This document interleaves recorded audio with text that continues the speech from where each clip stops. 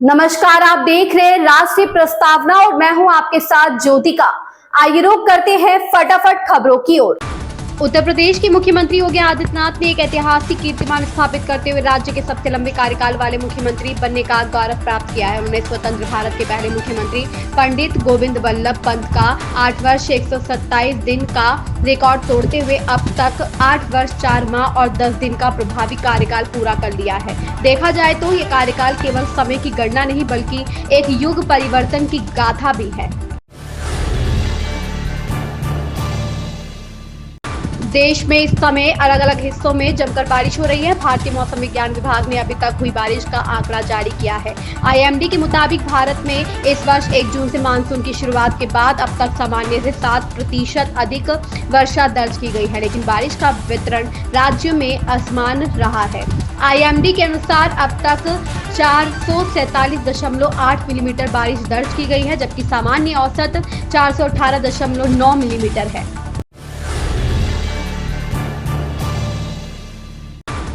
लोकसभा में रक्षा मंत्री राजनाथ सिंह ने कहा कि ऑपरेशन सिंदूर का उद्देश्य सीमा पार करना या वहां के इलाके पर कब्जा करना नहीं था। ऑपरेशन सिंदूर शुरू करने का उद्देश्य उन आतंकी नर्सरियों को खत्म करना था जिन्हें पाकिस्तान ने कई वर्षों से पोषित किया था। उन्होंने कहा कि यह ऑपरेशन उन परिवारों को न्याय दिलाने के लिए शुरू किया गया था जिन्होंने आतंकी हमले में अपने को खोया था। ऑपरेशन सिंदूर का उद्देश्य सीमा पार करना या किसी इलाके पर कब्जा करना नहीं था।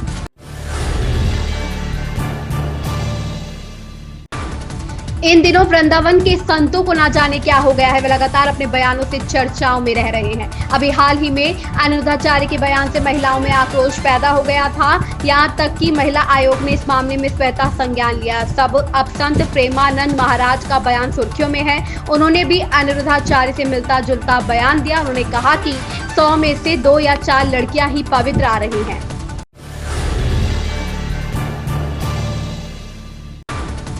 कांग्रेस सांसद शशि थरूर ने ऑपरेशन सिंदूर की आलोचना करने वाली लोकसभा बहस में भाग लेने के पार्टी नेतृत्व के अनुरोध को ठुकरा दिया है। सोमवार को पार्टी सूत्रों ने इस बात का दावा किया। कांग्रेस सूत्रों के अनुसार पार्टी नेतृत्व ने ऑपरेशन सिंदूर पर लोकसभा में बहस में भाग लेने के लिए शशि थरूर से संपर्क किया था। हालांकि थरूर ने कथित तौर पर यह कहते हुए मना कर दिया कि वे ऑपरेशन को लेकर सरकार की आलोचना करने की पार्टी लाइन का पालन नहीं कर सकते।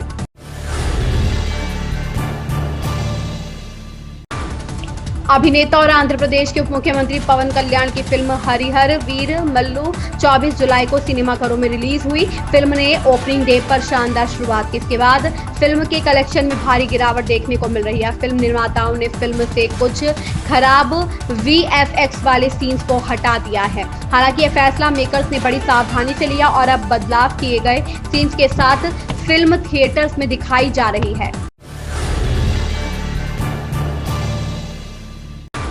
महाराष्ट्र के मुख्यमंत्री देवेंद्र फडणवीस ने सोमवार को कहा कि जैसे ही चुनाव करीब आते हैं विपक्ष दल झूठ और गलत जानकारी फैलाने का अभियान शुरू कर देते हैं क्योंकि वे सरकार के विकास कार्यों का मुकाबला नहीं कर सकते। फडणवीस वर्धा के विदर्भ क्षेत्र में भाजपा कार्यकर्ताओं को संबोधित कर रहे थे। उन्होंने कहा, महाराष्ट्र विशेष लोक सुरक्षा विधेयक की आलोचना करने वाले 99% लोगों ने उसे पढ़ा ही नहीं है, फिर भी वे उसका विरोध कर रहे हैं।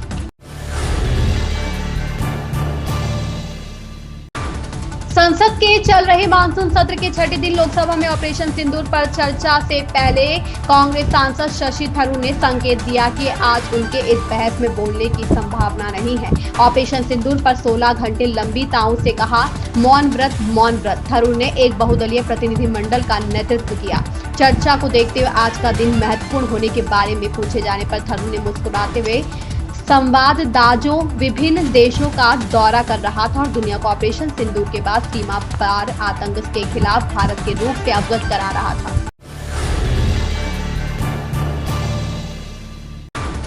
संसद का मानसून सत्र आज से पहलगाम हमले ऑपरेशन सिंदूर पर तीखी बहस के लिए तैयार है, जहां पहले हफ्ते के हंगामे के बाद सत्तारूढ़ गठबंधन और विपक्ष आमने सामने होंगे। भारत की सैन्य कार्रवाई ऑपरेशन सिंदूर 22 अप्रैल को पहलगाम में हुए आतंकी हमले के जवाब में शुरू की गई थी, जिसमें 26 निर्दोष लोगों की जान चली गई थी।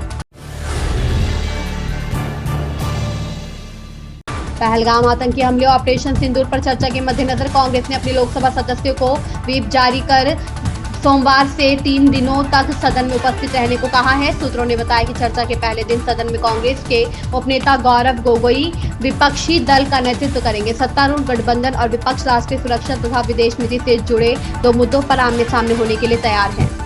इन खबरों में बस इतना ही। बने रहिए राष्ट्रीय प्रस्तावना के साथ।